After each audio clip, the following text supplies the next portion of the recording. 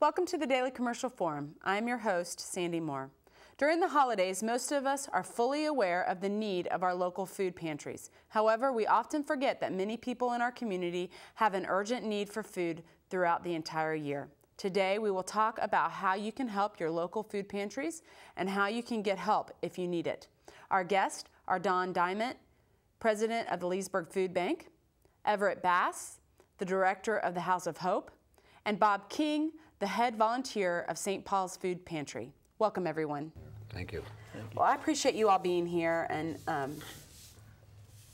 talking about the need that we have in our county. I'm going to start out by, in our county, our city, all of those things. I want to start out by talking about, the types of people that each of you serve at your different organizations. And I know there's a lot of organizations in our community at different churches, and obviously we couldn't have them all here.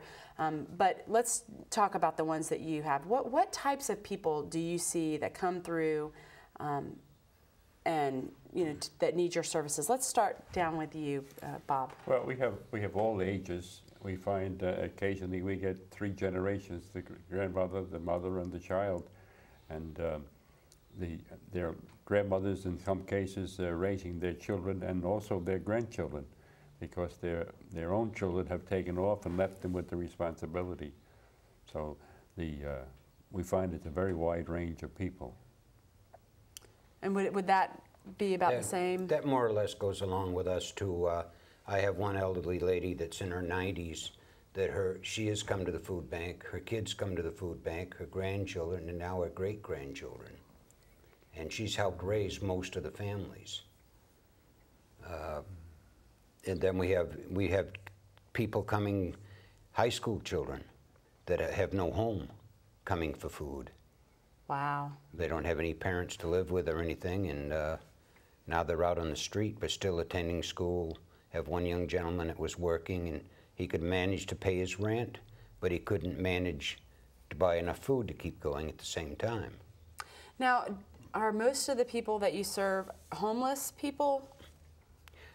No, not the Leesburg Food Bank. We probably have a couple of dozen homeless people that come in on a regular basis, but you have people that have teamed up, 3 and 4 families living in one house. Okay. Which makes big families. Which technically is considered to be homeless. We did a homeless show, and that was one of the definition of homelessness. If you are, if you live in someone else's house that's not yours, when you have more than one family even in a house. But yeah, but I understand what you're saying. So right. People that maybe, what other things? So we're not just talking about homeless, but people who don't have jobs.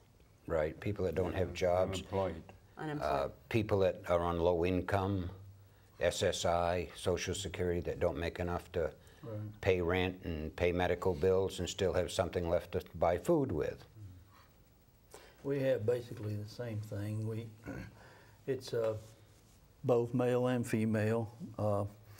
We've had young mothers as young as 15 and grandmothers over 93, and that's encouraging to see somebody that age that are able to come on their own. That's really encouraging in one sense, but it's sad that they need to come see us. And we've had the unemployed, and those vary. Sometimes it's fortunate enough they may get a job, they will drop out of the program. But we also had the homeless, and we probably have 10 or more during the month. And it's it just touches your heart when these people, you're trying to help them. And by the way, HOPE stands for helping other people eat. Oh, okay. Well, does it seem like, well, just real quick to go back on what you said, it hurts your heart, it gets at your heart to see this, because obviously eating is such a basic need that everybody has. Yeah. You can't, not do it, and to think that there are people out there that really just don't have the ability, or they don't have the money to get food, is very sad, especially when you think of those people who really just can't do it on their own for whatever reason. Or have struggled trying, get in between jobs. I mean, life happens. You get sick or something happens where you lose a job, and you find yourself in a situation like that. and you want to hope that there's places like you all, your places that people can get help. Do you think, have you seen that over the years that there has been an improvement, or more people needing assistance, or less people needing assistance? Well, I have seen an increase in the amount of people from last year. Really? And we average anywhere about over 200 families a month, which would get us around 500 to 600 people. Actually, that's women and children and everything that we feed. And now, does it vary what they necessarily need? I mean, are some of them getting all of their groceries, or are some of them like maybe supplementing some of what they, maybe they can get some groceries on their own, but they're just needing some supplemental stuff, or? Well, basically, we're not giving them enough food that we can be their sole supplier. They're going to have to try on their own. So regardless, yes. To help a little bit, because if we gave them as much as they needed for every day in the week, then we wouldn't be able to have to serve everybody. Right. Normally we give enough food to go about 3 days. Okay. At the Leesburg Food Bank, we'll give them 3 choices, or 3 types of meat. We give them fresh vegetables and the canned goods to go with it. And it should last, they probably could get by a week on what we give them. But normally what we're figuring is about 3 days food. So we know that they're going to have to go to other places like Hope House or to St. Paul's or something to help get by the rest of the month. Oh, so is it only once a month that they're allowed to? We base it on income at the Leesburg Food Bank. If they are low income, somewhere near the poverty level, they can come just once a month. But if they're not working at all, they could come bi-weekly. Homeless can come weekly. We kind of base it on what type of an income they have, or if there is any income in the family whatsoever. And do they have to show proof that of their income? I mean, how do they? It all has to be done on an honesty basis. Is that the same with you all too? I don't know how these gentlemen both represent church. I don't represent a church, but that's what led me to Food Bank, was through my faith. And my faith says that there's only one person they ever have to answer to. Right. They can lie to me all they want, but someday they're going to have to answer to the man upstairs. Right. Did you all have something to add to that as far as we also give out the government food, and the government basically does not have the requirements of any proof other than your verbal proof that you're telling the truth. So if somebody, for example, was maybe they've never gone for assistance before, but they find that all of a sudden things happen in life, like I said, somebody gets sick and you have to pay for medicine and this, that, and the other, and their money is just not going to stretch that month, they could come and talk to you all and not necessarily have to give too much information, but other than their word. No, we don't have no proof. All we ask them is their name, and again, we try to find out some information about where do you live and so forth. But as far as that's just for record purposes. Now I know that because I used to actually work at a church, and I remember that people used to come to our church and they, would ask for all sorts of things, gas money to get here or there, or electric bill or whatever.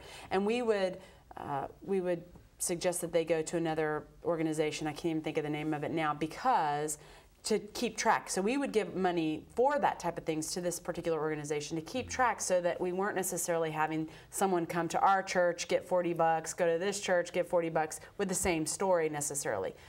Is there any kind, you already said, that they need to go to these other places to get food to be able to work for a month. So is there a sharing of information across when it comes to food? Not to my knowledge, it's not a sharing of information. It'd be impossible to track. Right. I don't know how they feel about it, but I feel it would be impossible to track unless we were all on an internet system with all the same information. Right. And then that would put more of a burden on each food bank trying to keep that information. Oh, I'm sure, yes. Because we had to keep records for years, and it takes up space and that we can keep for food on the shelves. Right. Well, and I was just curious, because I know, like I said, you said you get 3 days worth of food and every month, depending on what it is, but so they do kind of need to go to other places possibly to do that. We give them addresses of other food pantries around to help them out. Like we get people coming in from Fruitland Park, and with the food pantries in Fruitland Park, and we give them the addresses of them, so they basically because a lot of times they don't have any vehicles. Right. I get people who are coming in on bicycles, on foot, and you just can't give them, you know, we'll say 20, 30 pounds of food, and then they have to lug it to a taxi or something. And I'm guessing it probably it matters rather how big the household is too. If they say they're a house of two, you know, an elderly couple or a mom and her or child or something like that, they probably don't need the same amount as a house of 6. We try to average our food at the Leesburg Food Bank on about 10 pounds per person. If it's a family of 5, they'd get 50 pounds of food. 8 or 9, they'd get 80 or 90 pounds of food. So you do keep We run it the same way, yes. And we get families who coming in and they have 8 and 10 people, and we try to get the names of the people, you know, even just the first names of the people, so that we have an idea of what their ages are. Now, I know at Christmas time and Thanksgiving, everybody is buying food for the food banks and for like your local church or whatever it might be. People are pouring, you know, because that's the time when it's really most on your mind. How is it throughout the rest of the year? I mean, how are the food supplies at your locations right now? Well, I find, like you said, all of the holidays, I have an overabundance of donations. They're coming in the door faster than I can put them away. But once January clears, gets February, March, April, nothing. You have your churches that do it faithfully every month. They'll give you a few hundred pounds each church. But as far as coming in from organizations doing food drives and stuff, it's just about nothing until the holidays come around again. So then that puts a lot more of a need. Right, there. so what you have to do, and I don't know if these gentlemen do the same thing, is you have to kind of regulate what you have so that you can stretch it out over the lean months to get back into the other months. We've had to do the same thing. Yeah. In my church, we each week we have divided the different sections of the community into numbers, and in the bulletin we ask that section to donate food that Sunday, and the next one the next following Sunday. And the people have been very generous. And like he says, we hope that when the snowbirds leave, that we'll still be able to handle the summer, July and August and so forth. Well, and I know that's a lot of the reason why we decided to do this show was because when it wasn't necessarily a holiday, to make people be more aware of the fact that there is a need all year long for people. And I know with the economy and things happening, you know, there's even more of a need. It seems like now than there was maybe a few years back. We have basically the same thing. We have a food drive twice a year usually, which brings in quite a bit. With our miscellaneous donations and our food drive this year, we brought in 8,200 pounds. And we have one retirement community that's near our church that they bring in collections every month. Wow. Which is fantastic, and sometimes they bring some funds as well. So those are really appreciated. We just thank them. Now, do you all get any assistance from the government for your food pantries? Yes, we do. We do, yes. Leesburg Food Bank gets no assistance from the government or any at all. We don't give out what they call TFAP because of the restrictions. Okay. We partner with Second Harvest. What is TFAP? It's for instance, now a farmer has too much of his grain, the government buys it, they will order meat, and they'll put it in cans, and the government then will give it to Second Harvest, and Second Harvest with the community will distribute it to all the food banks in the need of the bank, the food bank.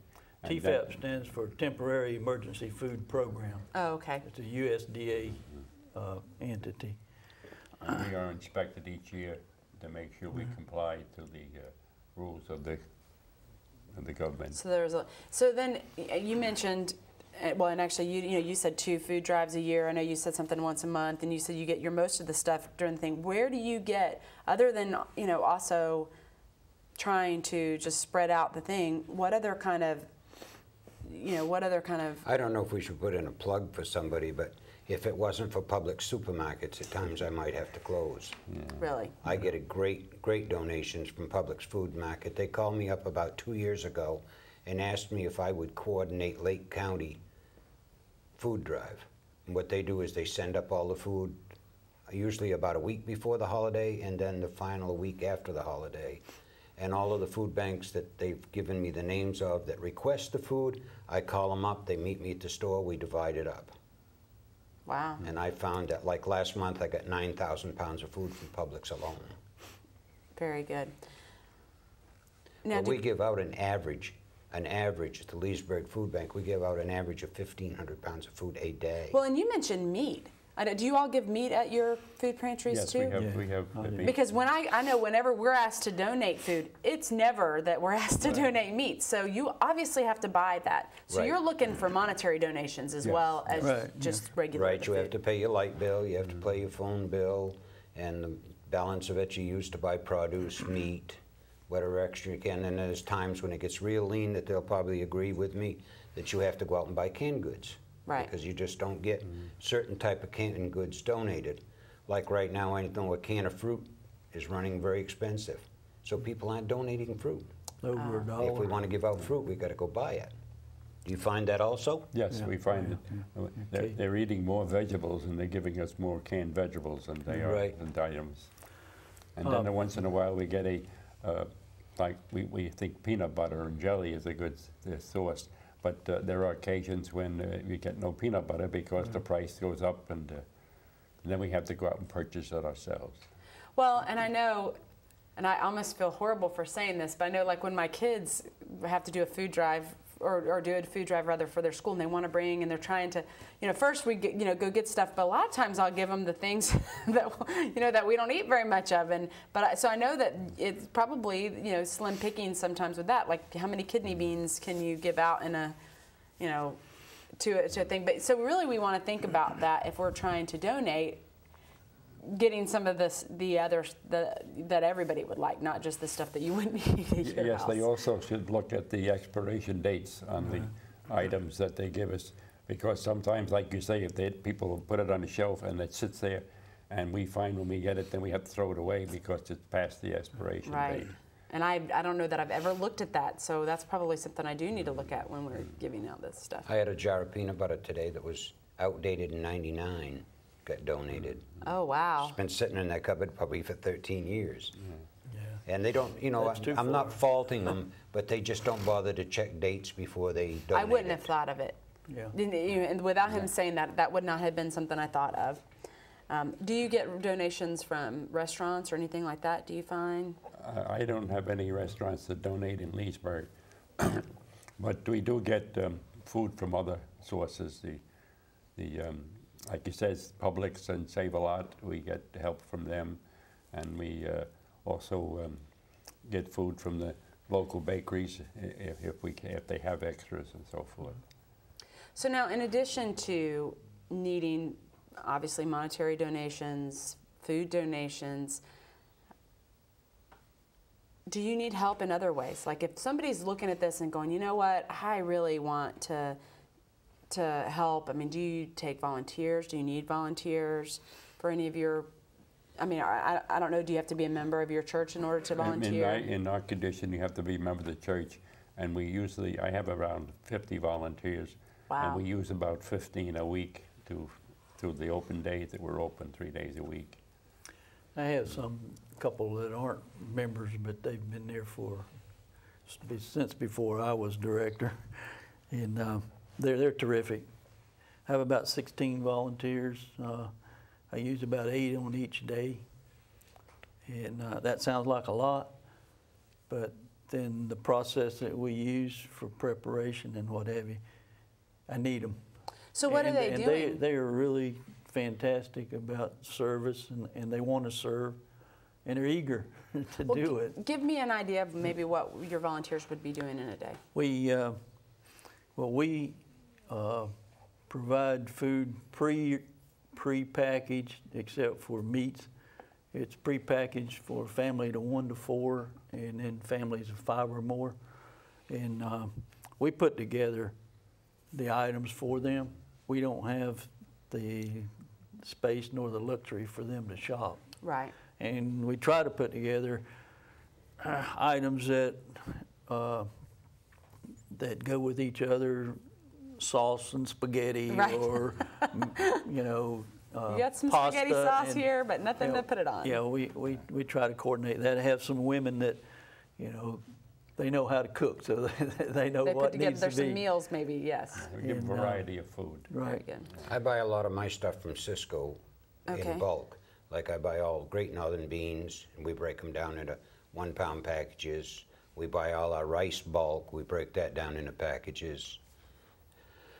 So obviously, do you have need for volunteers too? There are days that I have no volunteers, and there are days I have too many volunteers. And we also take community service people. Okay. If they've got to do, if I have to see what they're doing community service for, because of course I don't want someone in there that shouldn't be in there, we might harm some of my other volunteers. Right. So I usually take care of that also. I judge that, find out which ones we should have, and I've been very lucky. All my community volunteers I've had so far have been fabulous. They've done their work without complaints, done their time, and we're always glad to have more. And like I tell anybody that would like to volunteer for me, to come on down. If there's availability that day, I'll make sure you find something to do. Very good. Oh, I like to say we also offer household items, toiletries, and personal hygiene items when they're available. Sometimes these items, and he's probably seen this as well, on the order form that we do online with Second Harvest, a lot of times there's items that's available, and they may be available really cheap, and it's a good thing. So we purchase those and give them out when we can. Also, we have had occasion for toys, and we make those available. And matter of fact, when they come into the office, it's a private setting, and we ask them how many's in the family, and then we do a little slip. And on this slip, we find out if there's medical issues that we need to be aware of, diabetics or what have you. And they can also put on special requests. We don't always have it, but if we do, we'd be glad to honor their request. And so we ask them on that, and then they go out and they go to the window, and we have personnel there that service them, provide their needs. And Do you all offer food every day, or is there certain days only that people can come in to get food? for us, it's 2 days a week, Tuesdays and Thursdays, from 10 o'clock till 12 o'clock noontime. And say again who you're with? Life Church Assembly of God, the House of Hope.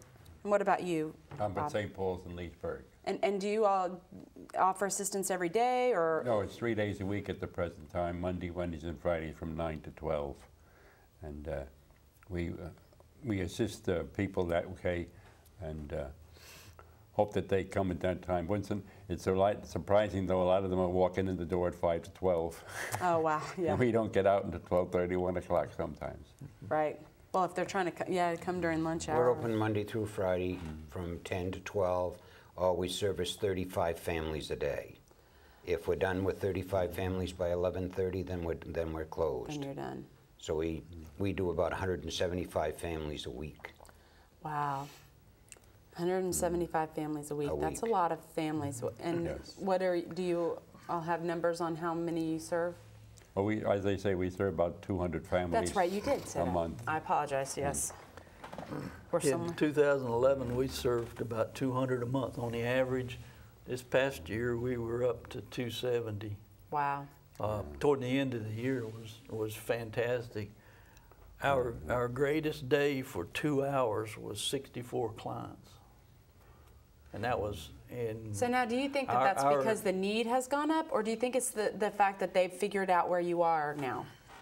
Part of it was the Or that need you had have gone something. up, and then it was before the Thanksgiving season as well. So Now, do you take donations of other things too, like toothpaste and all Yes, of, we have toothpaste. We have most hygiene products, and I buy toilet paper.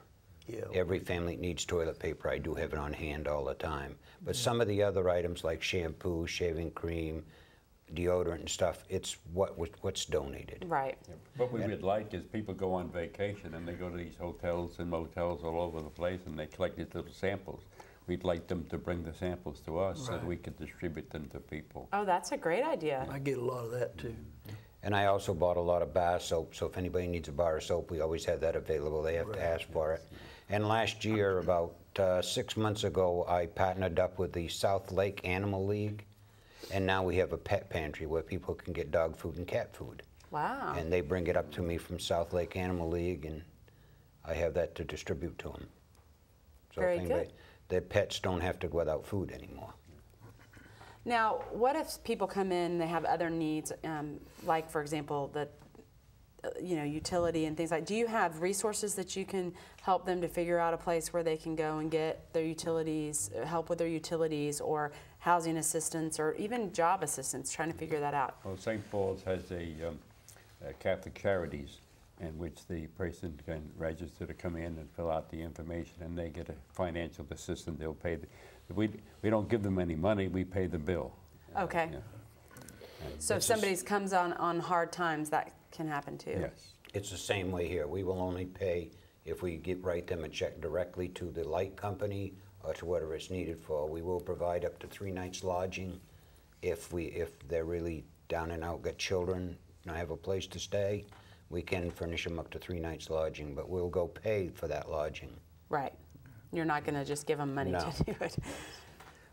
We do the same thing. The pantry itself does not, but we refer them to the church office. Church office handles each case on an individual basis, and they do have to prove that they have the need, and then it could be taken care of. Possibly. Now, we're actually just running out of time, so before we go, though, I just want to see if there's any kind of contact information, a phone number if people have a question, if they want to donate, where they can go to do that. So if you have a website or a phone number or what they need to do, if you could just let us know. Let's start with you, Don. We don't have a website, but they can come to the food bank at 1305 Sunshine Avenue anytime between 8 and 12 o'clock, Monday through Friday. I'm there every morning at 8. Very good. And I also have a cell phone number that I've publicized that people can call me if they need me to come to their place to pick it up, and that would be area code 352-267-0760. That's a brave man giving out his cell phone number. Good heart. House of Hope at Life Church Assembly of God. Telephone number is 352-787-7962. And the website is www.lifechurchag.net.